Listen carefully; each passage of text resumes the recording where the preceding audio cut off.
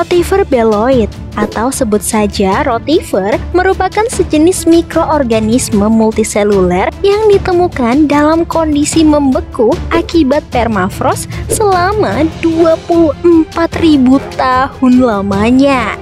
Di mana setelah mengekstrak lapisan es tersebut, ilmuwan bereksperimen membiarkan es itu mencair secara perlahan-lahan, dan hal unik sekaligus menakjubkan pun terjadi. Ilmuwan dibuat tercengang oleh fakta bahwa mikroorganisme yang beku tadi berhasil hidup kembali, bahkan dalam kondisi sehat bugar seperti tidak terjadi apa-apa.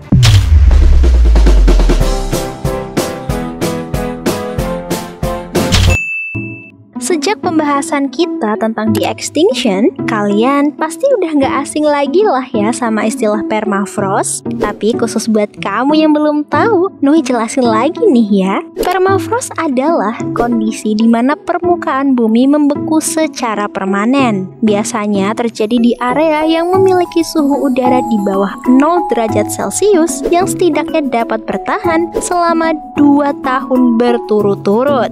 Nah, di era modern, kita bisa menemukan permafrost di sekitar 25% area bumi belahan utara. Tapi pada 2,4 juta tahun yang lalu, kondisi ini terjadi di sebagian besar wilayah dunia, di mana bumi kala itu mengalami perubahan iklim ekstrim yang sangat dingin selama belasan ribu tahun lamanya. Periode ini umum disebut dengan nama Ice Age. Di tengah kondisi yang ekstrim seperti ini, beberapa hewan atau organisme yang gagal beradaptasi dapat mati membeku dan terjebak dalam permafrost. Nah, kalau biasanya kita menemukan fosil kan dalam bentuk sisa tulang belulang nih. Tapi kalau di permafrost, kemungkinan besar kita masih bisa melihat kondisi suatu organisme dalam bentuk utuhnya. Misalnya, kayak woolly mammoth berusia 10.000 tahun yang ditemukan dalam kondisi relatif utuh mulai dari tulang, daging, kulit, dan rambutnya.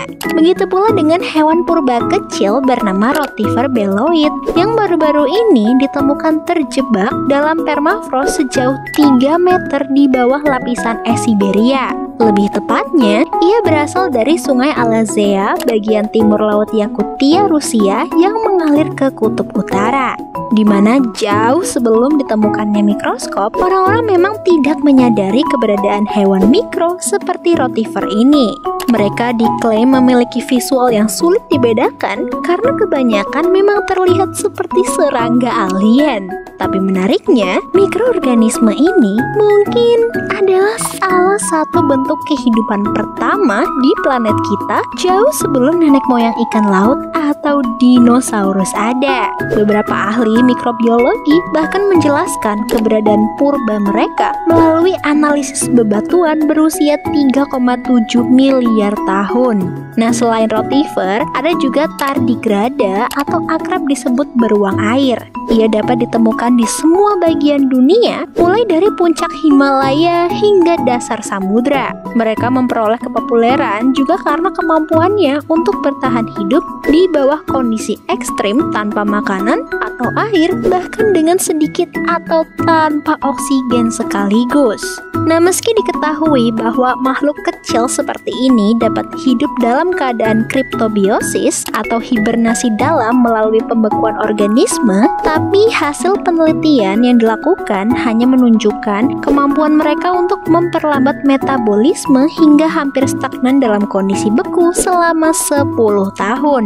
Sehingga ketika ditemukan, rotifera menjadi salah satu yang pertama diketahui dapat bertahan lebih lama dari itu. Apalagi setelah dikira mati selama 24.000 tahun, rotifera yang dicairkan justru kembali hidup, bahkan bereproduksi seperti tidak terjadi apa-apa.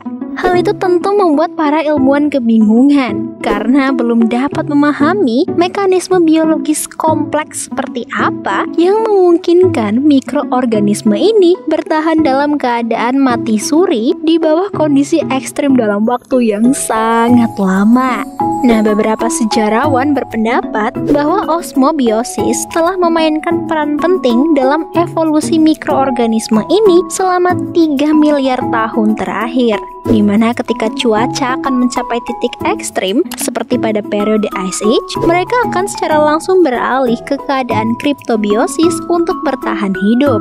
Demi mengumpulkan sampel tersebut, peneliti pun melakukan pengeboran rig di lokasi Arktik paling terpencil, di mana selain rotifer, mereka juga menemukan dan menghidupkan kembali cacing nematoda berusia 30.000 tahun. Ada lumut Arktik juga dan beberapa tanaman di sana. Namun perlu dicatat juga ya, bahwa tidak semua mikroorganisme dapat selamat dari pembekuan, di mana khusus untuk rotifer, mereka tampaknya memiliki beberapa mekanisme yang melindungi sel dan organ dari resiko kerusakan akibat suhu yang sangat dingin. Tentu saja, semakin kompleks organismenya, maka akan semakin sulit juga untuk melestarikannya dalam keadaan beku. Dimana untuk mamalia sendiri, hal ini tentu tidak mungkin terjadi, kecuali mungkin lewat de-extinction ya.